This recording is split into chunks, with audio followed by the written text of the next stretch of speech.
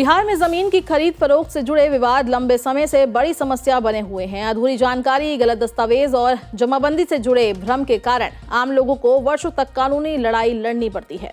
अब इन परेशानियों पर रोक लगाने के लिए राज्य सरकार ने जमीन रजिस्ट्री की प्रक्रिया में बड़ा बदलाव करने का फैसला किया है। नई व्यवस्था के तहत 1 अप्रैल 2026 से रेती जमीन की रजिस्ट्री के लिए आवेदक को 13 प्रकार की जानकारी देना अनिवार्य होगा। ये पहल सरकार के साथ निश्चय 3 कार्यक्रम के तहत की जा रही है, जिसका उद्देश्य रजिस्ट्री प्रक्रिया को पारदर्शी, सरल और विवाद मुक्त बनाना है। इस संबंध में राजस्व एवं भूमि सुधार विभाग और मद्य निषेध, उत्पाद एवं निबंधन विभाग की ओर से सभी जिलों के समाहर्ताओं को संयुक्त निर्देश भेजे जा चुके हैं। सरकार का मानना है कि रजिस्ट्री के समय पूरी जानकारी उपलब्ध नहीं होने से भविष्य में विवाद पैदा होते हैं। कई बार लोग बिना जमीन का पूरा विवरण जाने ही खरीदारी कर लेते हैं और बाद में उन्हें कानूनी दिक्कतों का सामना करना पड़ता है।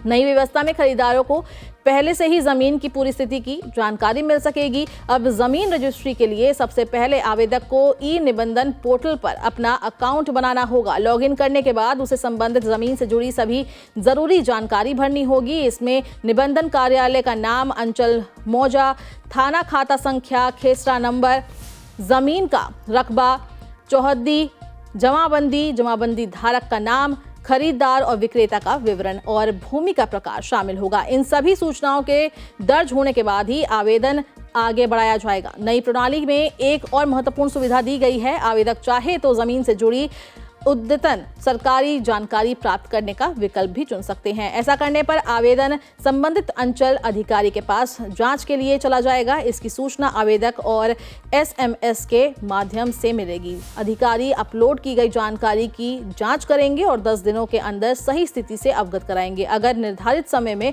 कोई आपत्ति दर्ज नहीं होती तो आवेदन खुद ही निबंधन कार्यालय को भेज दिया जाएगा। इस डिजिटल प्रक्रिया से न सिर्फ पारदर्शिता बढ़ेगी, बल्कि लोगों को सरकारी दफ्तरों के चक्कर भी कम लगाने पड़ेंगे। जमीन से जुड़ी जानकारी ऑनलाइन ट्रैक की जा सकेगी, जिससे फर्जीवाड़े पर भी संभावना कम हो जाएगी। सरकार को उम्मीद है कि नई व्यवस्था से जमीन खरीदने वाले लोग पहले से ज्यादा सतर्क और जागरूक होंगे। जमाबंदी, खेसरा और भूमि के प्रकार जैसी अहम जानकारियां पहले ही स्पष्ट हो जाने से भविष्य के विवाद में कमी आएगी और रजिस्ट्री प्रक्रिया ज्यादा सुरक्षित और भरोसेमंद बनेगी।